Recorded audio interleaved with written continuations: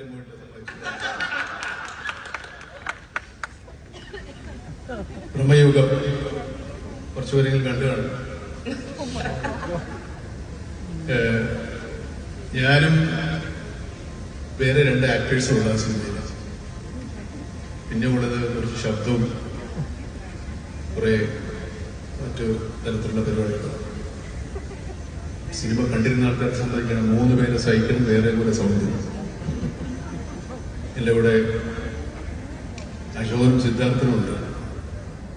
പിന്നെ director, cameraman, art director, music director, ഇത്രയൊക്കെ ആൾക്കാരെ സംവിധാനം. ഈ സിനിമ ഒരു ഫ്രെയിം കിട്ടുമോ കാണാൻ? ഉണ്ടാവില്ല, കിട്ടേരും. ചുമ്മാ പറഞ്ഞത്. ഈ ആൾക്കാർക്ക് ഇത് എന്തിനാണ് അവാർഡ് കൊടുത്തതെന്ന് അറിയാൻ വേണ്ടി ചോദിച്ചു.